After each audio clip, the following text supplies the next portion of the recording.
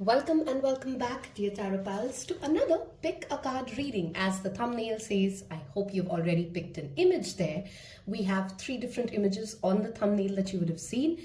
That's how we're going to do today's reading, which is all about how does your future spouse, your significant other, your the one, whichever name or label you want to call it as, how do they see you? How would they describe you to somebody else once they know you? Of course, it's a timeless reading. Of course, like all general readings, you may feel drawn to more than one pile. It just basically means it's a general reading. You may have messages across the board. Before we jump into individual piles, some quick heads up. Some of you already have been a part of the Taropal journey for good enough time now to know that I do have a full-time 9 to 6 job, which is in its own way demanding in every possible way. I have been slower in making videos because most times it's the work that is too demanding. I'm going to be traveling the next 2 weeks. So if you've already booked an audio reading with me, of course that's getting delivered. But in case you're keen to book a personal paid reading, I have very limited slots for January, primarily because next 2 weeks I'm traveling to Mumbai, Pune, Bangalore, pretty much 4 cities to cover in 10 days. Hence, you'd see 2 videos this week, hopefully, and then we'll see the next one the week after. Everything that you need to know: how do you support the channel, how do you become a part of the community. I invite you to my Instagram page as well, where there's a different content that is posted which does not come up to YouTube. Please don't forget to check the description box. You'll find everything there. If these readings resonate with you, one humble request: please don't forget to hit that like button. It simply goes a long way for me, a free and an easy way for you to support Taropal. Also, just a database thing, 50 to 60%, or rather more, I think it was 75% of the people who watch my videos consistently rather are not subscribed. So if you do watch Taropal, please hit the subscription button. It does help a lot. With all of that said, and with a very exciting topic, a very fun topic, let's dive right into pile number 1. If you need more time, of course, and if you want to pick from this selection or from the piles mentioned here, you may feel free to pause the video and I'll see you in your respective piles. Hello and welcome, pile number 1. So how we're going to do this is, like always, we're going to first look at the oracle cards and then we'll move to the tarot cards. The topic is, how would your future spouse describe you? There could be 2 possibilities. One, if, in case all of what I'm saying does not resonate, of course, feel free to pick a different pile. But of course, understand that this is how they are going to describe you. It doesn't mean this is who you are. So of course, there's going to be a difference in who you think you are versus how they describe you. Okay, just that disclaimer. Let's get started right away. So let's look at some zodiac cards here first. We have the 11th house. Okay. We have Gemini. And we have, of course, do let me know in the comment section below, something that just popped up. Just before starting the record button, I had already created the piles. I know some of you like me to see shuffle on camera. Some of you like it when the piles are already prepared. Oh, I'm open to feedback. So do tell me in the comment section below, how do you prefer to watch tarot readings? Do you prefer them to be pre-shuffled, or do you like to see, the cards being shuffled on camera? And the planet card we have for you is Sun. A lot of messages coming in right at the go with that, but we'll hold on for your second set of oracle cards before I start talking. Okay, we have Desecrated and Blessed with the number 14. Interesting. We have Insight and Unaware with the number 8. We have Repelled, and the other side is Fascinated. Okay. So let's start off with, how does your spouse, or your future spouse rather, describe you? The very first thing that they do notice about you, or they see you to be as is that you do have a lot of curiosity. One of the things that they would immediately notice about you is that you're curious, genuinely curious about people, about life. This could play out in your social circles, the profession that you're at. You tend to ask questions. You need to know the why behind everything. Why are we going here? Why did you say that to me? What is the meaning of this? So a lot of genuine curiosity is something that they would notice about you, and they would describe you as a curious person. Okay, that's the very first get-go adjective that I heard. Second, you do love knowledge, you love friends, you love talking. This is not a pile that would shy away from, or at least in your future spouse's lens. You don't shy away from being the sun, from shining your light, from spreading joy. You're somebody who'd walk into a party and just start talking to the very first person you meet. Communication comes very effortlessly to you. You do have a large network of friends, at least that's how they see you to be. You may or may not. You may be somebody who's a couch potato and has just literally 2 friends, but to them, you do have the ability to connect to a larger mass. 11th house is all about the larger network, the social circle, and you tend to learn and absorb, and in their eyes, again, remember everything that I'm saying, when I'm saying you, I'm of course saying it from the lens of, I don't know how many times in the video, I'll have to keep repeating that part, that we're talking about how do they see you. So they do see you as somebody who has the ability to kind of pick up things, learn things from conversations. You are a visual as well as a verbal learner.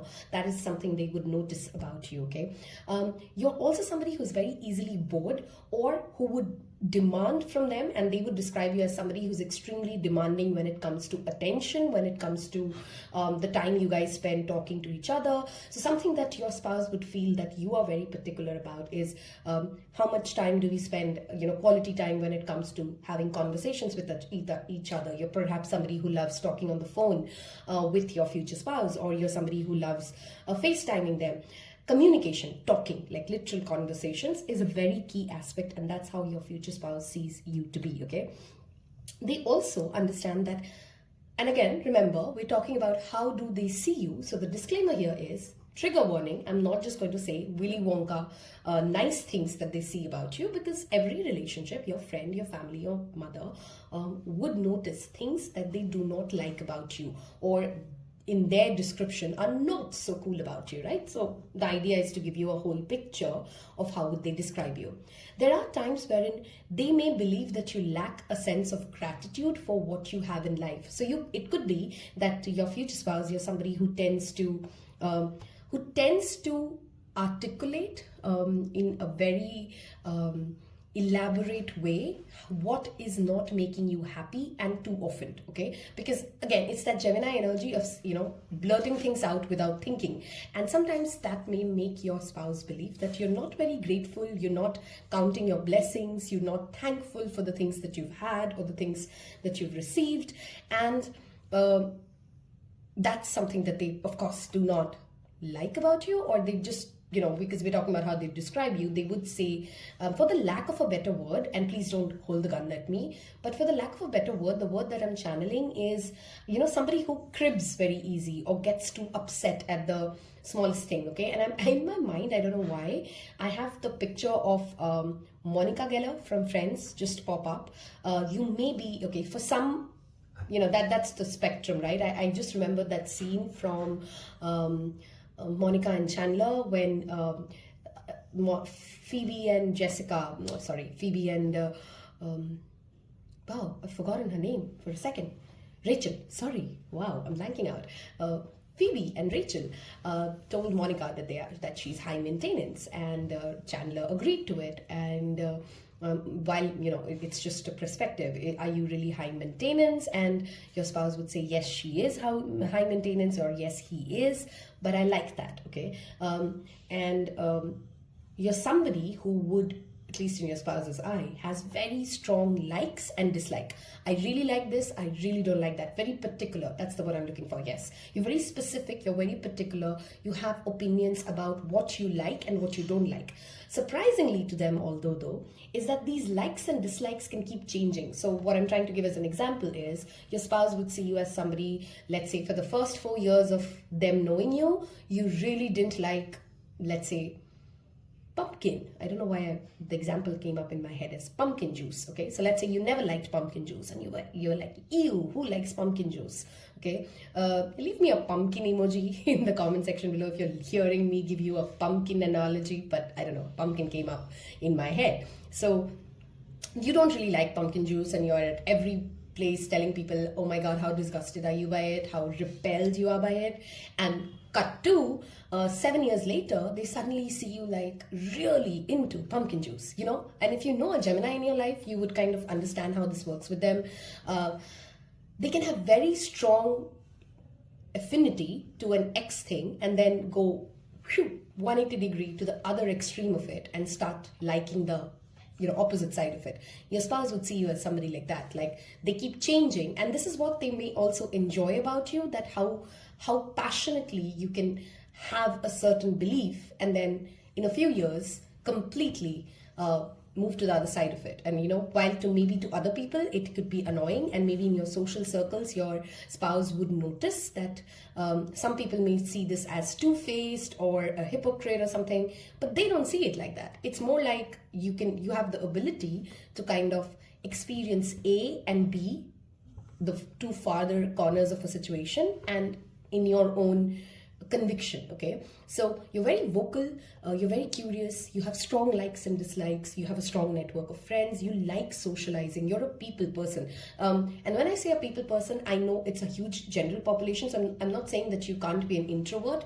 By a people person, I mean that at any given point of time in life, you're not somebody who would be very comfortable being a solo goer. Okay, like you don't have any friends or you don't have any family and you're completely in solitude. You do need people, because people are the way through which, at least in the lens of your future spouse, you draw energy, you learn things, you enjoy the give and take of a conversation.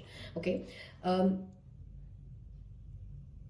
this is a very funny message channeled, but to many of your future spouse would also describe you as somebody who does not really get old, as in there's a childish streak to you, there's a fun streak to you, you do like to experiment with things and you don't want to do the same thing over and over and over again, is something that they would also notice. Okay, but underline all that childlike, okay, it's not childish, it is childlike behavior and that curiosity, they do appreciate and understand, and they would say that, what, he or she may seem like childlike and playful and immature, but they're not really that. There's a lot of insight, there's a lot of knowledge that they know that you have from engaging with these different kinds of people. Okay, what they will also describe you as is somebody who can gel in with many kinds of people. You can be in a room and have a scholar gang, which is your group of friends, then you may have a musician gang, which is a group of friends.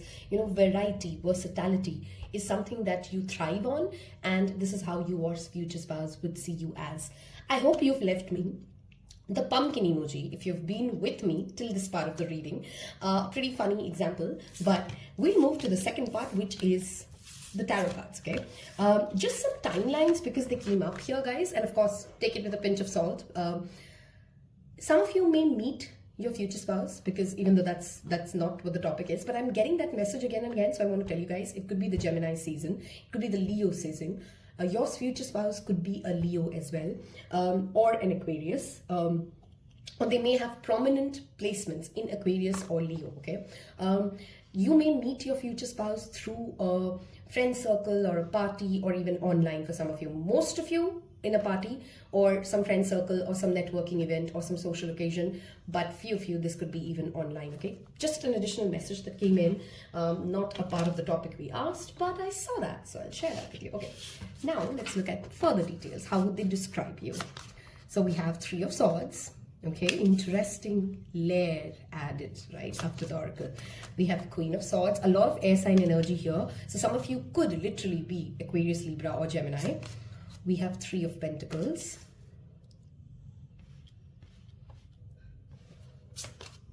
We have Eight of Cups. I feel like I'm going to get some more cards here because we have space. Okay, I hope you guys can see it. Let me just check the camera. Yep, okay. Eight of Cups, Three of Pentacles. We have the Hierophant. Okay, and we have the Lovers, two major arcanas here. Taurus and Gemini, again showing up with the Lovers energy. If I can find my deck, okay, here we go. I want to take two more cards because we do have space. How does pile one's future spouse describe them? Thank you. How does pile one future spouse describe them? Okay, we have Three of Cups. Wow, I just noticed something, and I'm sure you did too. Look at that. I want to place this here. We have the Three of Cups, the Three of Swords, and the Three of Pentacles. Okay, that's 333 right there. Okay, and one more card, please. How do they describe you? Okay, I asked for one. We got two. We'll see this. This is reversed, but this fell upright, so we keep it here. Very strong Mercury placement. Okay, why? What do I mean by that?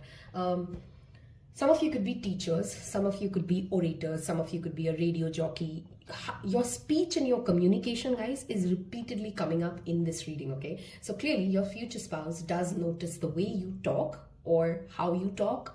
Also, Mercury is about thinking, okay? Our intelligence is also Mercury. We have very strong Mercury because we have Hermit and Lovers both here, which is both ruled by Mercury, Virgo and the Gemini's energy.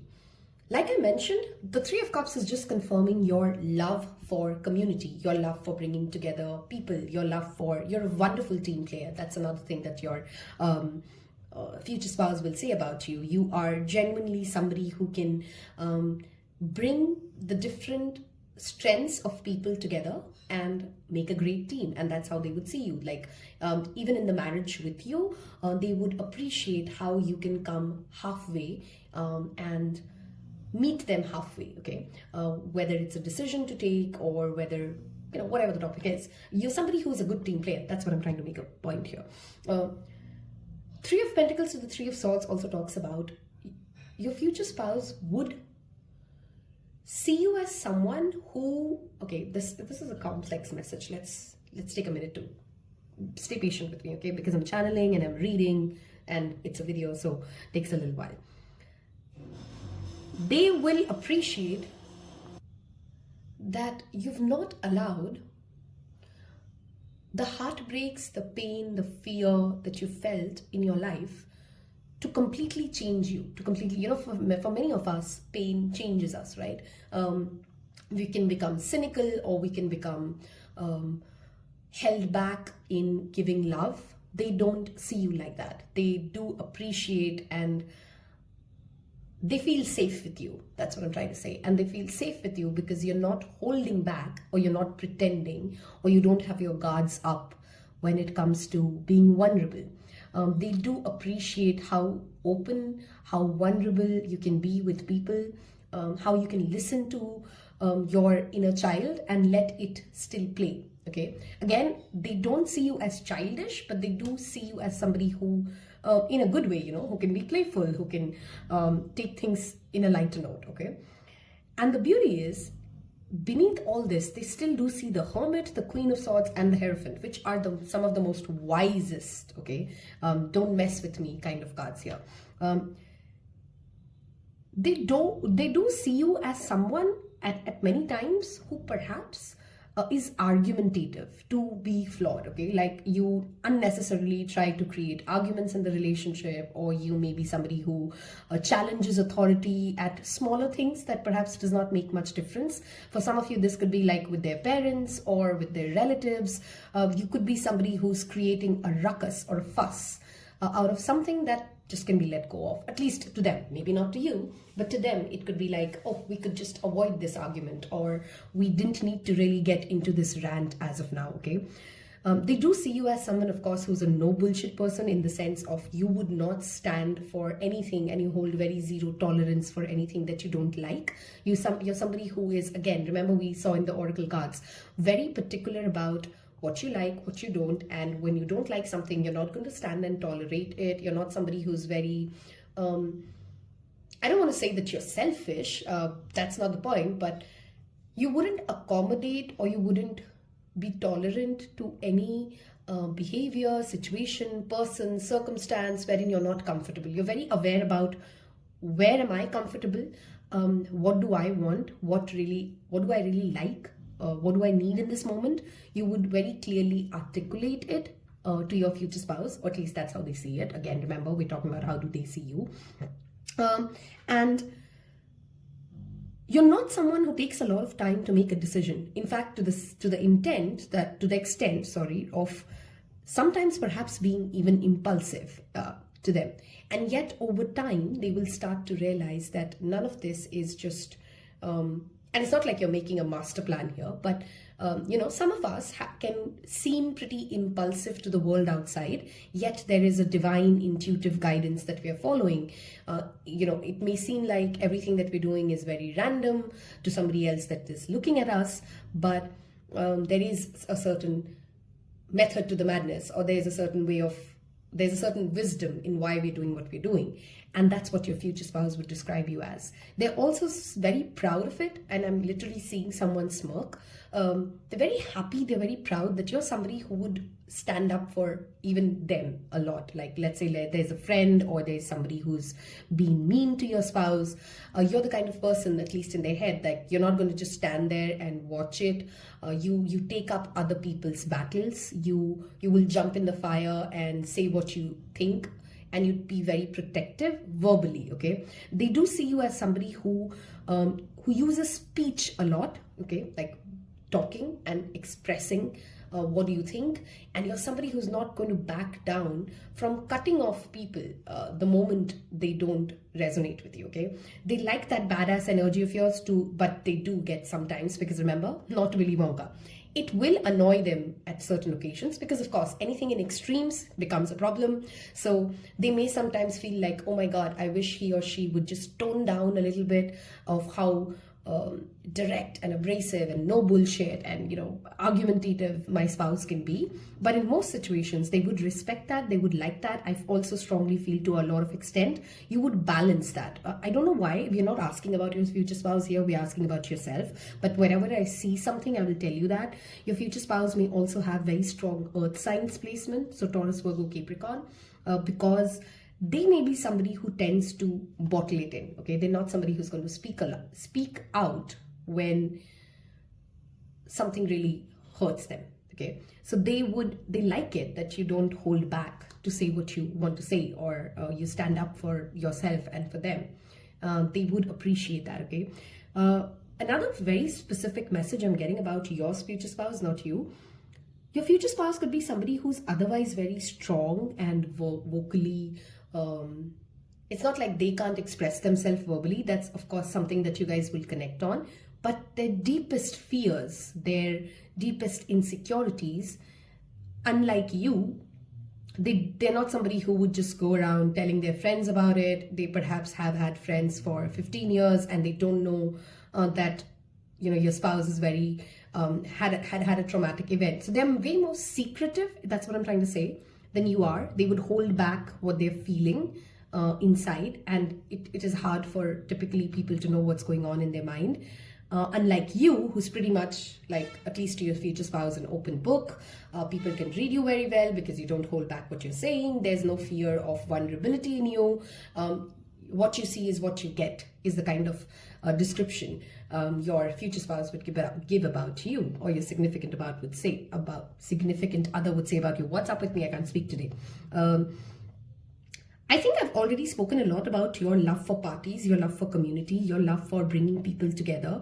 You will have a very strong creative streak to you as well. You may or may not be in a profession of creativity, but you would have the ability to, make something out of nothing, kind of a energy that I see here.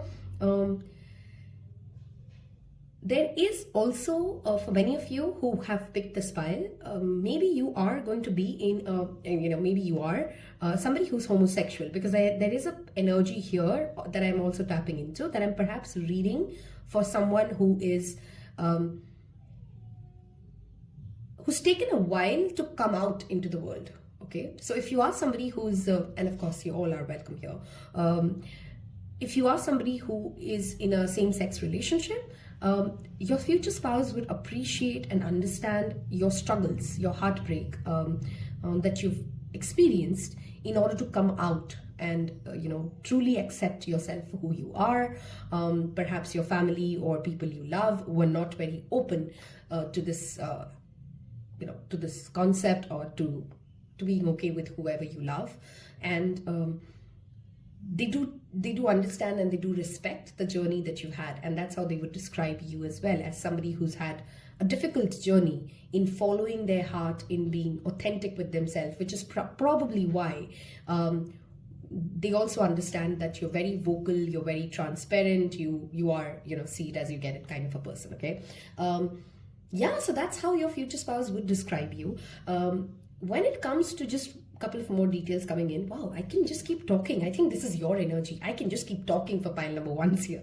Okay, they would notice that you have a thing with hair. Maybe you keep changing your hair pretty frequently. You keep coloring, cutting, something about your hair, and they notice that.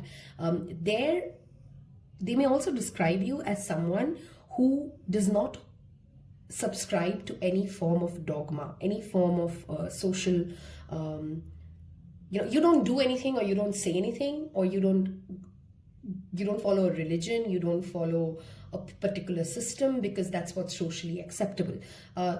That's how to them you are, at least. You may or may not believe so, but and do let me know. I'm curious to know, pile number 1s, how close is the description of what your future spouse sees you to be with who you today are? Because if you're not that, I mean, of course, they could be, like a 10 or a 20% difference into how they're describing you to who you really are. But perhaps that's also a clue, or that's also an understanding of who you're becoming in order for you to meet your future spouse. That's another way of seeing it. So I'm curious to know, how similar are you to this person that I've just described from the lens of your future spouse, okay? If you've loved this reading, I've pretty interesting people. I love Geminis. I've had a lot of Geminis in my life, and I'm particularly saying Geminis, of course, because the energy, you don't have to be this Gemini zodiac sign, sun, moon, or rising, but it just could be you are very tapped in to the Gemini energy when you are with your future spouse, or that's how you come across to them. It was a very interesting topic to read for. If you've liked it, don't forget to like it. If you think another friend of yours would enjoy listening to this as well, do share it with them, and I will see you in your next one. Take care. Bye-bye. Hello and welcome, pile number 2s. If you've picked pile number 2, we're going to, of course, like always, leave the tarot to a side, and we're looking at how would your future spouse describe you. Like I said in the intro, I think I did, remember that this may not sound like you today.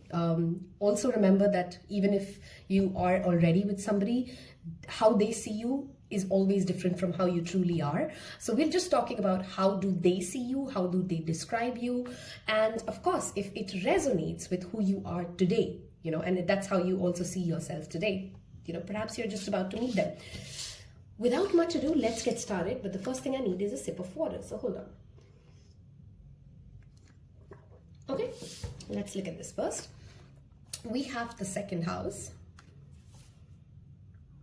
We have Aquarius,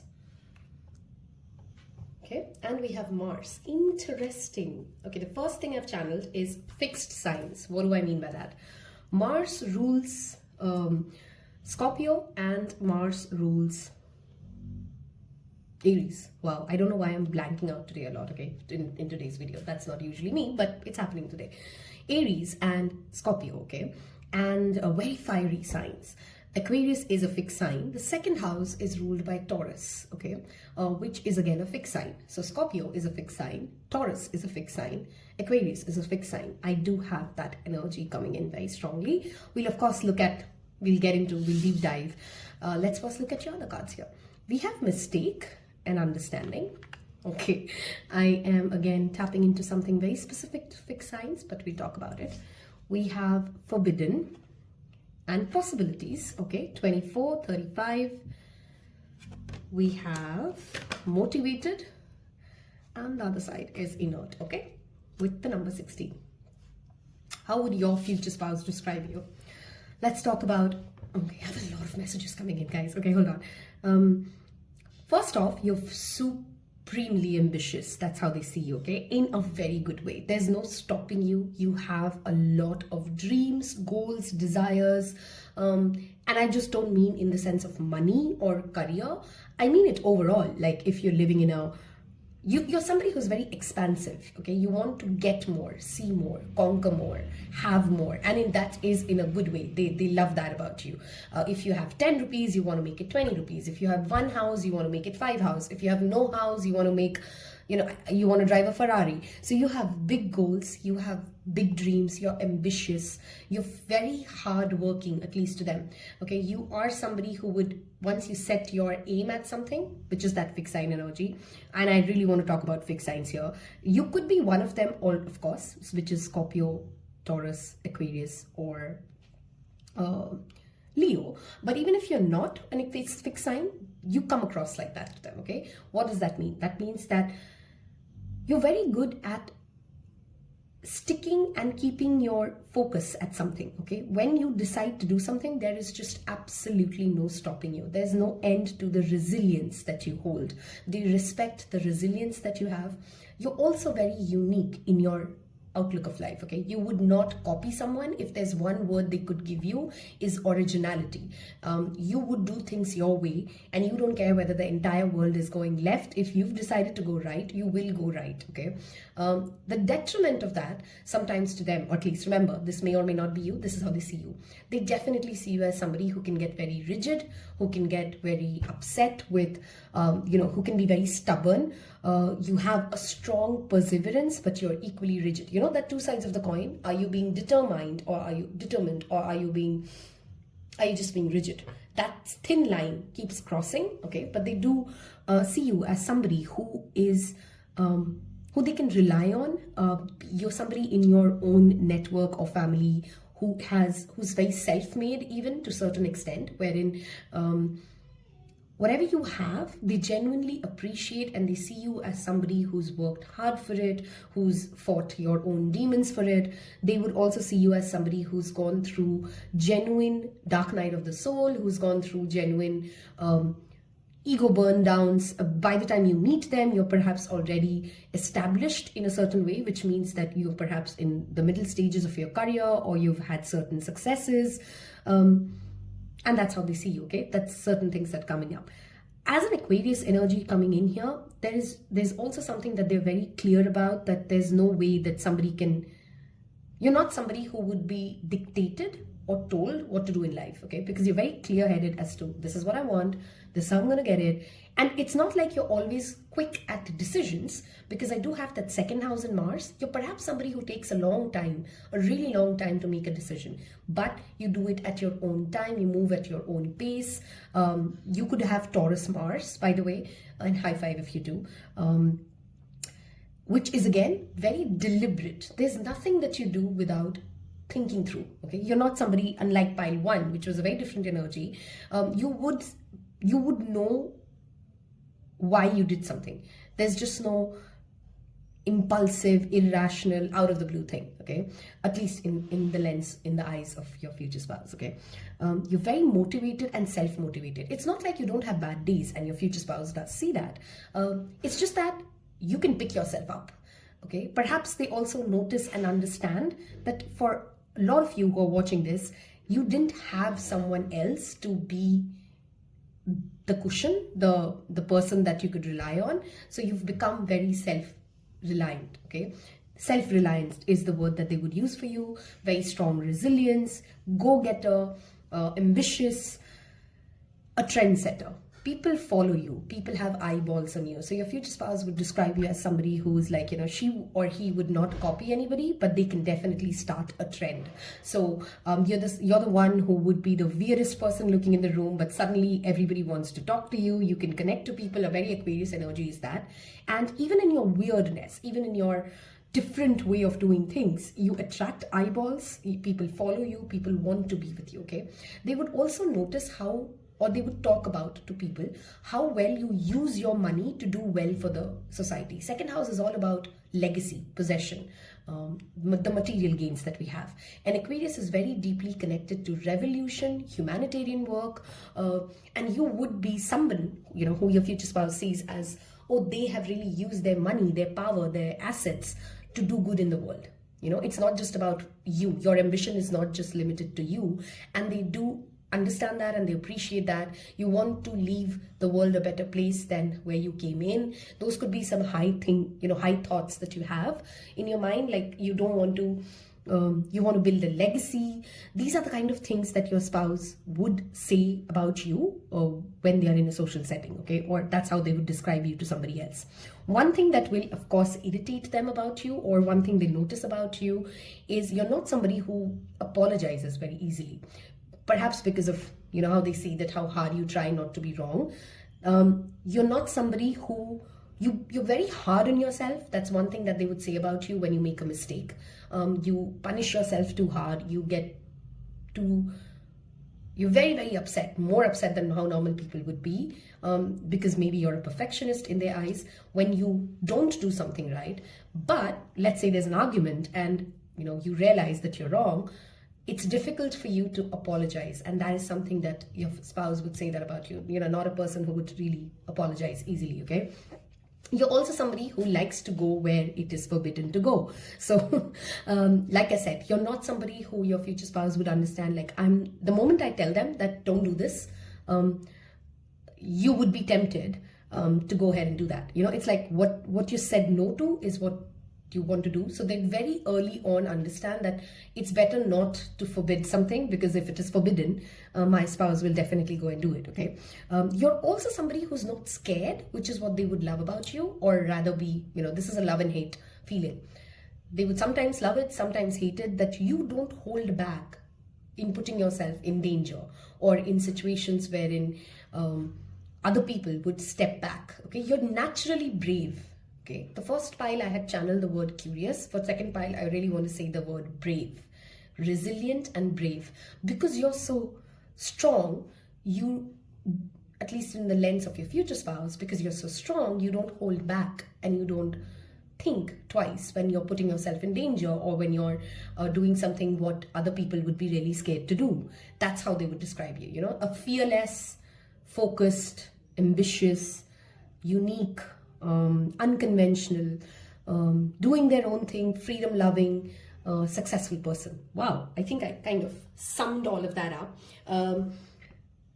What they would also describe you as is also somebody who, naturally motivates people around them because of your energy, because of how you are, because how focused and driven you are. They would describe you as someone that is naturally very motivating, very inspiring to people around them, okay? They may also say about you that I hope my kids become like her or him. They'd be very proud of who you are, and that's a very feeling that I got when I said that, okay? They'd be really proud of who you are, and they are the kind of, they would describe you as someone they would want, if you plan to have kids with your spouse, to be like, okay? They would be very proud if your children became like how you are, and that's one of the most greenest signal, if you ask me. Do you want your spouse, do you want your kids to grow up to be like who they are, And yeah, they would. Okay, and what's really cute is that even though they see you as somebody so ambitious, so focused, so determined, so headstrong, and all perhaps more masculine energy, as we call it, what is very cute or very awe is that there's an underlying feeling and there's an underlying energy here. It's almost like you reserve your softness for them, and they love it about that relationship, okay? It's like for the rest of the world, he or she is like all badass, but to me, she or he forgives me easy, or would overlook my mistakes. Otherwise, he or she is a very big perfectionist, but when it comes to me, they're all sweet and nice. They make exceptions for me. So what your spouse really would describe you as is that for the rest of the world, you may be like really hard, if that's the word I'm channeling, but you're very soft when it comes to them, and they really do love that, okay? If you've reached till this part of this reading and you've loved it and you've liked how you're being described here, and that's the energy that you're connecting with, I want you guys to leave me a money emoji, okay? Because clearly your spouse see you as somebody who loves money, has money, works for money. It's not like you've been handed down money. While of course that could be true for some of you, you've really worked for it. You've really put your focus on it. So leave me a money emoji and let's clear this and get to your tarot cards. Okay. Okay, let's see. We're only taking uprights for this. So we have the Tower. Oh my God, how much more Scorpio energy can be channeled? And remember, I'm not talking the zodiac sign of Scorpio. That's a different thing. I'm not saying you have to be a born in Scorpio person. It's that energy of Scorpio, okay? We'll talk. Wow, 7 of Wands. I love your energy, by the way, Paltus. Who are these badasses? We have 2 of Swords, Page of Pentacles. We have 5 of Pentacles, okay? Explains it. We have High Priestess. Oh my God, this is like, if you do have like me or, high five, Scorpio moon conjunct Pluto, if you have very strong planets in 8th house, your future spouse would see that energy, would tap into that energy. And that's a difficult energy to have. I understand it. I'm a moon conjunct Pluto in Scorpio. It's like Pluto got steroids. That's my energy, okay? But they would notice it, that you have this placement. They would understand this placement, and they would be able to describe it or explain it to the people around them pretty well. Okay, we'll take 2 more cards. Pile number 2. How would their future spouse describe them? Okay, we have the Chariot. Cancer energy. Now it's showing me that softness that we talked about. And 1 second, that's almost flipped the tint, so we'll give it 1 more shuffle. Okay, too many cards. I just need one more card to describe pile number 2. Okay, wow, they really have a lot to say, huh? But I've seen the 6 of Wands twice, so we'll keep the 6 of Wands. It clearly wants to come back. Okay. Some of you may have also very strong fire signs placements, by the way, just Aries, Leo, and Sagittarius. Let's talk. Okay, first let's talk about that badass energy again we were talking about. The Tower to the High Priestess. Some of you may literally be psychics, or you could be in a profession of spirituality, yoga, meditation, Reiki healing, prana healing, tarot reading, something like that, okay? And your future spouse would always say this about you, or in some context believe this about you, that it is absolutely foolish to lie to you, okay? Because you're somebody who would see through people. Everybody you meet, you see through them, and they'd be like, the stupidest thing to do around my wife or my husband is to lie to them, because they always know what's going on, okay? And they value your intuition. They see you as somebody who's ever knowing. That's High Priestess energy, ever knowing, ever seeing, and they value that about you, okay? They also appreciate and understand, and they would describe you as somebody who's gone through tower moments after tower moments, which means things falling, crashing. You've had a difficult past, and they're so proud of you for standing true to your values. They are so proud of you for not succumbing to the situation, or not breaking down to where life could have taken you. They really do appreciate that it's been a hard journey to get where you are at, and every victory, every success that you have has had a price to be paid. And I'm feeling this beautiful energy, pile number 2s, of somebody hugging you with a warm blanket, or really wanting to take care of you, because to the rest of the world, you could be somebody, and this could be a man or a woman I'm talking about, okay? Whether you're a man or a woman. To the outside world, your future spouse would describe you to be as somebody who is not to be messed with, a boss energy, a strong energy, somebody who'd stand up for themselves, their value system, be very headstrong. And yet, your future spouse would also describe you as somebody who to the people you love, is not only just soft and warm, because Scorpio and Cancer is water sign energy after all. It's all about emotions. It's all about feeling. But you're almost to the point of like, you need love. And your future spouse would always say to people like, don't be fooled by how my husband and wife talks or seems. And of course they are strong, and of course they are badass, but they are also someone who need a lot of love, who need a lot of sensitivity, respect. Some of you could be, and maybe I'm reading for some of you who are in Anagrams 8, if you are somebody who's from that personality type and you know personality types, because that's how this is sounding to me. Somebody who's very hard on the outside and very scared to be vulnerable to most people, but people who love them and people who know them closely would know that, oh my God, that person is really soft and sensitive. And you know, it's that coconut analogy that people typically give, like hard outside and soft inside. That's how your future spouse would describe you as, okay? They may also believe that you are, I'm sorry, I'm saying it the wrong way now. They would describe you as someone who can be very territorial about their space, okay? It may irritate them to a certain extent. And again, I'm saying that because, listen, no Willy Wonka stories here, right? That you don't trust people and you do have a certain cynical outlook to life, which can sometimes be to a certain extent paranoid. But they do understand where that comes from, okay? They do understand that, okay, they had a difficult past, they've had bad experiences, so they can't really trust people or open up to people. But it would, at certain points and at certain time in life, irritate them or annoy them, like, oh my God, the whole world is not out there to get us, okay? That is how they may feel about you. If you, by the way, and I feel like I'm reading for some of you who's feeling like, hey, that's not me, okay?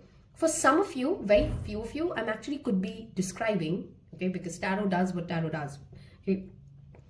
Your future spouse to you, like how they would be, and if that's your feeling, like, oh my God, that's not me, who you're describing, I'm neither very badass, or I'm not very ambitious, or I'm not very resilient, and you know, I've not really had that kind of a difficult past that people have to like really protect me like that. I may be describing your future spouse to you right now for, like, say 10% of you. It's a general reading, but for most of you, this could also be a possible way of saying that how your future spouse describes you will start to make you believe and see in a lot of ways how strong you've always been, okay? Strong can mean different things to different people, okay? Page of Pentacles to the Five of Pentacles. This goes back to that lack, okay? Again, remember we said we're going to talk about what they like about you, which is good, and what they don't like about you as well. What they don't like about you to a certain extent is there's a certain belief system in you, which they would say, you know, my spouse always thinks that there's always a lack in the world, maybe because of where you come from, or maybe because you've had less in life, and they would really help you to navigate through it, okay? Very specific message for some of you, and I'm channeling messages a lot today, so I'm going to say it. Your first child or your son, okay, if you have children, your first child or your son would be the person who would help you loosen up a little bit, okay? That's how your future spouse would see it. So let's say you get married and you have a kid, your future spouse would say that, you know, my husband or my wife was way more cynical or paranoid or less trustworthy of people until my firstborn was born, okay? And then they changed, and then they kind of became softer, or they became more trusting of other people. That's possibly something that they would say. Okay, I think with the Two of Swords we already talked about, you're not a fast decision maker. That's what your future spouse would say. Like you will take a long time to decide something, but you would, once you've decided on something, there's just not going back to it. Okay, very fixed sign energy, very Scorpio energy, very Libra energy. People who kind of have deliberate ways of making decisions, and once they've decided, there's just no going back with it. Again, this could be something that frustrates your partner, okay? What frustrates them, or how they may describe it as, is that you take a long time to make the simplest of the decisions that could have been done faster. They may also be very upset sometimes at you feeling, or them feeling like you're becoming very defensive of something, or being very triggered at something that didn't need to be triggered. Most days though, they would describe you as someone who they appreciate and are inspired by the way you have dealt. Six of Wands sometimes talks about PTSD, okay? There was a war. The card before this was Five of Wands, which is a card of, you know, petty battles or arguments or conflict.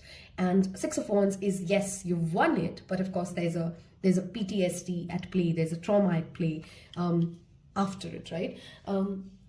So they would appreciate the way you've won in life, but yes, they're human, and it would at times annoy them that you're thinking so hard about things that you're not supposed to think about, okay? You would love traveling. That's another thing they would know about you, or they would say about you. You can't be at the same place and not travel for more than 3 months, for more than 6 months. You need to be traveling, and they'd recognize that about you pretty early on. You're also perhaps somebody who loves cars or has a love of cars or vehicles of some sort.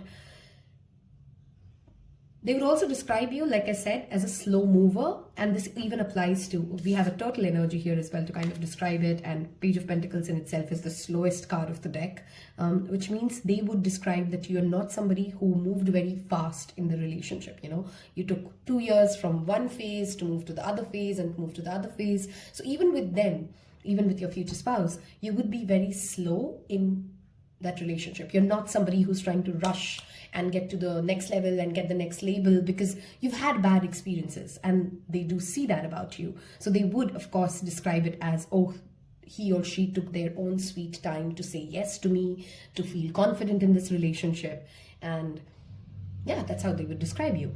Going back to that High Priestess energy though, they do know and they do see you as somebody who's supremely psychic, powerful, ever-knowing, and they would encourage you in many ways to tap into it, okay? To do more meditation, to maybe if you're a tarot reader, read more tarot, whatever it is, like to be more intuitive, to believe in your own intuition, and they would rely on your intuition as well, okay? They would also want to listen to you, to take your guidance, because they do know that whatever you see, whatever you say, there is a certain wisdom that comes with it. Okay, if you've liked listening to this as much as I've liked reading for you, and I'm really curious to know who you are, pile number 2s, I could resonate with that energy a lot. Okay, I would like you to leave me a Scorpio emoji in the comment section below, because we've really had strong Scorpio, or a turtle emoji, okay, because turtles move slow and steady.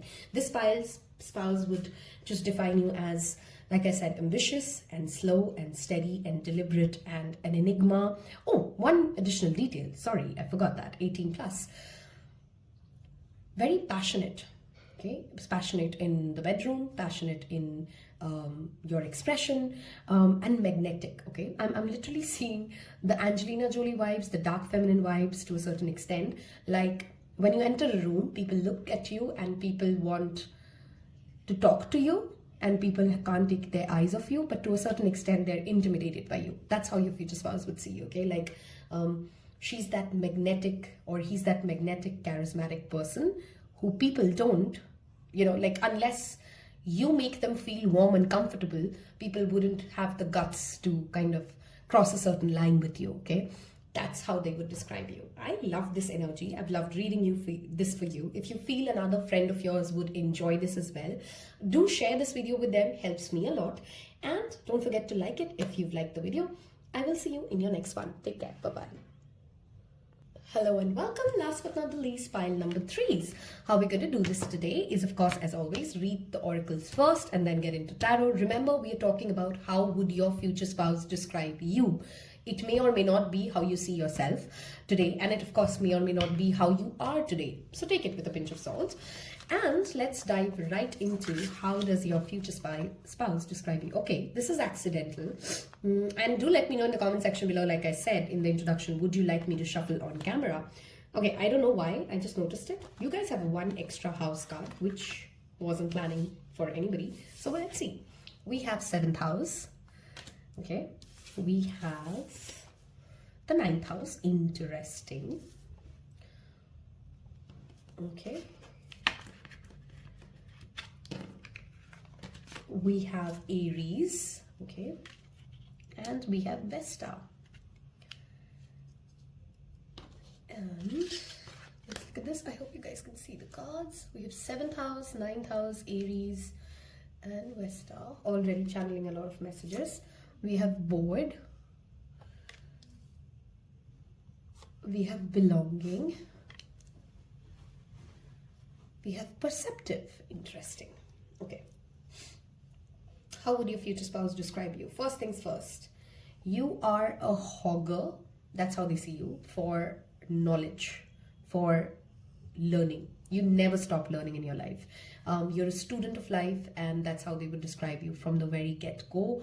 You're somebody who's always, and 1 and 3 in a certain way are connected. There was an Aries of Mars there. There's an energy of Sagittarius here. We'll come to that. But if you're drawn to pile 1, and you felt like, oh, I'm confused between 1 and 3, you may have a message in 1, okay? Or because it could be like, I'm reading for people because it's a general reading. Some of you have certain traits of pile 1 that your future spouse would also describe you as, okay?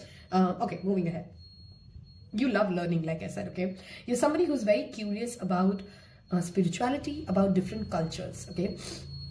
You love traveling. You want to see the world. You get bored very, very easily, okay?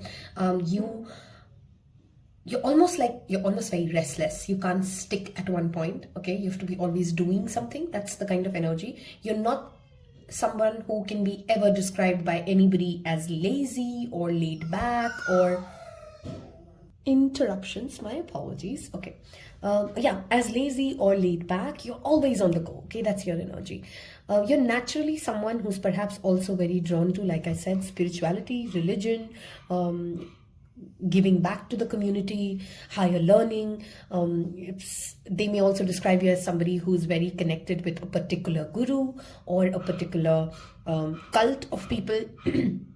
And not in the sense that you're restricted to that cult, but more like from a sense of expansion or from a sense of knowing, okay? They may also describe you, very funny, as someone who's, not funny, very particular rather, as somebody who has certain issues when it comes to anger management, okay? You could be somebody who can very rarely get upset, but once you're upset, it's like, oh my God, all hell has broken loose. And there's an element of anger management that they may feel you need, okay? You have, how your future spouse may describe you is that they're also very aware that you're not someone who, how do I explain it? Hold on, wait, I'm trying to channel a message. You make people feel, that's how your spouse sees you. They believe that you can make anyone feel like a part of the pack, okay? Like a part of a family from the very get-go that you meet them, okay? Many people may naturally be drawn to you because they see you as a leader, okay? Your future spouse may say like, oh, he or she can really connect with people very quickly, and I've seen them or my spouse influence people very easily. That's how they see you, okay? 7th house and Aries is, that's opposite house. 7th house is ruled by Libra and Aries is the first house. Some of you may be connected to a twin sign. With what I mean to say is, let's say you're a Gemini, they're a Sagittarius, you're an Aries, they're a Libra, you're a Capricorn, they're a Cancer. So these are sister signs, right? So there could be an opposite signs energy here. They also will recognize that there's always a sense of conflict within you. And they would describe you as somebody who's always conflicted between whether you want to do, whether you want to be good for yourself in a moment or whether you want to look at the greater good. There's always that conflict within you of a decision to be made. And while it's not like you can't make decisions. Aries and Libra both are cardinal signs energy, and that's the energy I'm tapped into here. It's rather like there's a push and pull that they consistently notice about you, or they would describe you as somebody who's constantly going through a push and pull in their life, okay? They also will see you as someone who eventually, if not when they meet you, would be somebody who's going to definitely do significant work when it comes to spiritual development of self, when it comes to the spiritual development of the larger community that you're a part of, okay? Some of you may even meet your future spouse at a religious event or a spiritual event or while traveling, or those could be certain situations in which you meet your future spouse. I'm a clairaudient and a clairsentient, so I also notice how I'm feeling in my own body when I am reading for a particular pile. And it's very funny. For you, I feel very distracted, and it's almost like I'm channeling too strong to kind of focus on one card and on one energy. And what that many times means to me is that your future spouse may sometimes describe you as someone who they have difficulties in feeling like you guys are on the same page, okay? Like it may be that they're talking to you and you zone out or you space out. And they may complain that you're not sometimes a great listener. You know, Okay, back to the topic. Sorry, too many interruptions. That is exactly why I say there's nothing in the reading which happens coincidentally. I'm always aware of what's happening when I'm doing a reading, how am I feeling. Irritated, yeah, because remember, we're not talking about Willy Wonka here.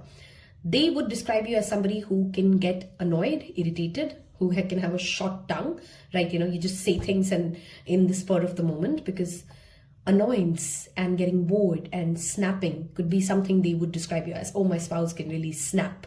Oh, my spouse can be really annoyed out of the blue. Mood swings could be something that you often go through with, and they would describe you as somebody who's very moody in that context, okay? What they would also describe you to be as someone who can learn from anybody and everybody. Like I said, a student for life. You would learn from every engagement, every conversation that you're having. You notice the subtle things that people sometimes miss out on. So even though you can seem as somebody who's spaced out or zoned out, it's not like you don't know what's going on in your surroundings, okay? It's just, you may sometimes be in a space like, you know what, I'm just going to listen to, I'm listening to that Sherlock Holmes part. I'm not sure if you guys have seen the part wherein he says, you know what, like my brain can only store so much, so why do I need to remember the solar system when it's not relevant for me? That's how your future spouse would describe you to be, okay? Like as if somebody who picks and chooses the parts of the conversation that you really want to listen to, but you've kind of processed it all. People, they may also feel like you're not always registering something or acknowledging something when it is happening. Again, remember, that's how they see you. That may or may not be how you really are, okay? You are also someone who they would say is very quick at making decisions, making judgments, making like, okay, I want to do this, I'm just going to do this here and now. You don't overthink it all. You don't sit and ponder on, at least to them, you're like, you make up your mind that I'm going to go book tickets right away, and then the next day you're already in the flight, and then you're out, okay? That's how you are, very fast, very impulsive from that lens. I think I've channeled most of it. So I don't know why I'm channeling that energy of Tibetan energy very strongly, perhaps because of that image. So some of you could have something to do with it, or you may get very interested in it when you meet your spouse.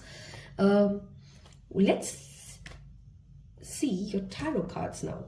You know what I'm really noticing, and it makes me really curious. It's never happened to me in a future spouse reading, but it almost feels like, many of you, by the way, your future spouse will describe, and maybe you'll meet them really late in life, like somewhere in your 40s or 50s for this pile. And maybe because you've met them very late, or maybe because you've already had a certain amount of learning and understanding and maturity in your life, they may actually be more spiritually inclined towards you, or your bond is more focused on the spiritual beliefs that you guys have. I'll give you an example. Maybe you and them are a part of ISKCON, okay? And you both are very strongly connected by the fact that you both believe in the ISKCON community and what they teach. I'm just giving one example. It doesn't have to be that. It could be another example wherein you and your spouse are very connected through a work or a work project, or anything which is a particular creation in making, or a certain system in making, or a certain organization.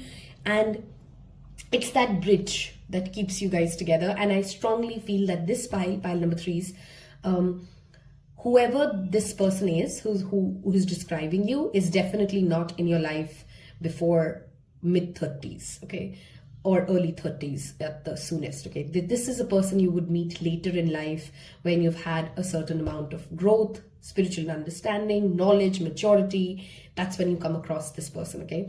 Of course, there could be somebody also you work with, because the 7th house can also represent your direct relationships, like a boss and a employee, or a peer and your colleagues, to a certain extent, okay? But only close colleagues from that lens. So that's it. Let's move to the tarot aspect of it. If you've reached till this part of the reading and kind of sounds like you or your future you, who you're going to become, do leave me a sword.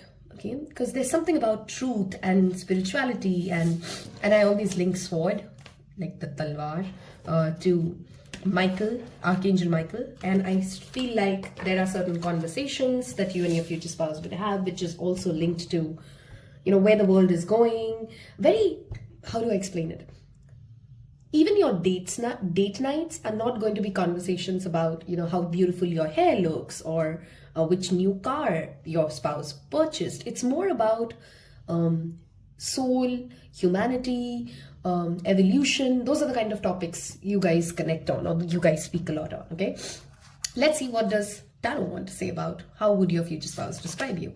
Ace of Cups, Four of Swords, Queen of Wands. Okay, with those three right at the get-go, they describe you as somebody who truly understands, embodies the meaning of self-love and confidence. So if you're somebody who's currently struggling with confidence, that's just your signal of you're not going to meet your spouse until you really understand the meaning of true self-love, true confidence, the ability to exude that energy, okay? You don't hold back, at least in the lens of your future spouse, from receiving love, giving yourself love, and thereafter giving other people love. Remember, the Ace of Cups always talks about you can only give from a cup which is full. You can't give from an empty cup, right? And you would make people around you feel energized, feel understood, feel loved, because you have enough of love that you've given to yourself. Okay, you don't shy away from taking the stage in any form or shape. You are a leader naturally. Some of you could be artists, and you know that beautiful balance of resting as well as going and getting your things, okay? Unlike pile twos, which was more like a go energy, you meet your spouse, they would describe you as someone like they can take a chill pill when they feel like they need a chill pill, and they just go and conquer the stage and charm anyone off when they feel like that's the energy that they're in, okay? We have Temperance. Sagittarius energy is very strong for your pile, so they may see you as a Sagittarius, okay? They, of course, appreciate and understand that you are someone who loves traveling. You're somebody who loves freedom. Those are certain things very given about you.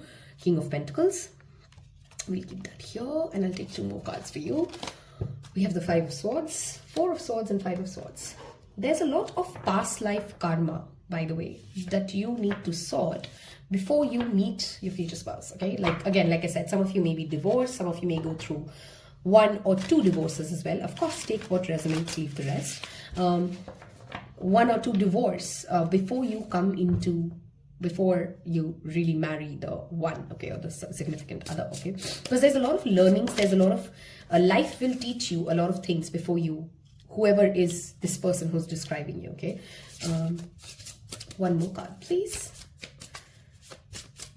How would pile number 3's future spouse describe them? Okay, we have the Moon. See, that's I can understand why I'm zoning out in between while I'm doing your reading. It's almost like Spirit doesn't want you to know it, okay?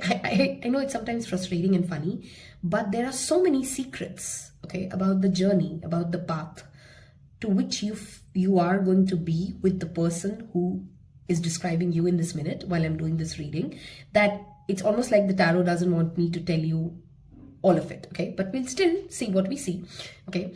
We have the Pisces, Sagittarius energy here strongly, like I said. Also Leo coming up. So you could be Pisces, Sagittarius, Leo, or even a Virgo to a certain extent. I'm also channeling that energy. You could have certain significant placements there, okay? Your spouse would also describe you as someone who is who may seem to many people to a certain extent eccentric, okay? So your spouse may say like, I know my wife or my husband comes across as eccentric or has weird habits. In a funny way, pile number 3's, at least when you meet this I don't know why I want to repeatedly say this as your final future spouse, okay? Because it feels like as if you're going to have more than one marriage for sure, okay? Of course, you don't have to claim that energy if that's not you, but it does feel like that for pile number 3s, okay? Whoever would be this person who's describing you would understand that you do have a certain streak of eccentricity as well as a certain streak of, you're not everybody's cup of tea. Yeah, that's what they would say about you. Sometimes it takes a little while to kind of get to the message. What I'm trying to say is they would say that you're not everybody's cup of tea. You are acquired taste. Those are the kind of words they would use to kind of describe you, because you have a very, you have a personality that can be very polarizing in people, which means people who love you would kind of love you to the end of the world, and people who don't like you would just not ever connect with you. You know, you kind of pull out those polarizing emotions from people, and that's how your spouse would describe you as. What they would also see within you is a wounded inner child, okay? They would understand that about you. They would describe you as somebody who has deeply buried inner child issues, okay? And when you meet them, even though you've gone through many lessons, even though you've had, you know, maturity, even though you've explored spirituality, to a lot of extent, the person that I'm talking about is going to be the person who helps you heal a lot of your inner child wounds, a lot of your father wounds, a lot of your mother wounds. It's when you meet this person, you would start uncovering and unlayering why you needed so much self-love. Why do you need so much assurance is another word that I'm hearing, okay? Your future spouse would define you as somebody who needs a lot of assurance from them, at least, if not from the rest of the world. It's not like you care what the whole world thinks, but you do care about what they think, okay? And you do care about, are you being loved? Are you, words of affirmation would really matter to you, pile number 3s, okay? At least your future spouse would say that, you know, I need to verbally assure and emphasize that I love them and I care for them. And that's coming somewhere from the deep-rooted, for many of you, it feels like a father wound, but it could be a father and a mother wound both, that you've lived, okay? And your spouse would notice it and talk about it with you, that you do have certain inner child wounds to heal. A very funny message channeled, but they would love sleeping with you. And by sleeping, I mean like napping with you, okay? They would describe you as somebody who is restless all the time, but the best thing they love to do with you is literally just nap. This is somebody who would love to take naps with you, okay? That could be one of their love language, and that I kind of channeled here, okay? Communicating your needs and saying what you want and being patient in getting what you want is something that they would also describe you as. You can rub off a person until you really get what you want, okay? And some of you may have legacy money that you get. Some of you may be born rich is also something that they may describe you as. Like you were born with a silver spoon in your mouth, you were, you know, financially well off in the family, and they would notice that about you. They would, they describe you as somebody who's well to do. Okay, any further messages that I'm channeling so far here? There's something about the color red and yellow. You could be someone who they describe also to be flamboyant. I'm also channeling the word peacock for some reason. So flamboyant, somebody who, I'm channeling very specific people here, okay? I'm seeing a peacock dance. I'm seeing random references, okay? I'm seeing the rainbow. I'm seeing, these could be the certain images that your future spouse comes up with in their head when they start describing you. I'm seeing Ranveer Singh for some reason. I'm also seeing, that's the energy, okay? That's the energy I'm trying to describe. Energetic, flamboyant, bold, confident. That's how they would describe you to be, okay? And yet underneath all of that is a wounded inner child, is a child who genuinely wanted love, affection, attention, a lot of attention, and perhaps didn't get it. And they would recognize that about you, okay? They would understand why you need the attention that you need from them. There is a connection clearly between 1 and 3. So I definitely would suggest that you listen to 1 if you were drawn to 1, only if you were drawn to 1, because it seems like 1 and 3 are somehow connected. In a very funny way, I also feel maybe 1 and 3 are siblings. So maybe for some of you, your siblings or a close cousin or a close friend needs to see 1 if you're seeing 3, okay? I don't know, specific messages coming in today. Loved reading this. If you liked how we've done this, hit that like button. Don't forget to watch the Timeless Readings playlist. Has a lot there. I hope you've already seen the first two parts of the 2024 reading. With all of that said, as always, I love you, Tarot Pals. Thank you for spending your time with me. Love doing this. Take care. Bye-bye.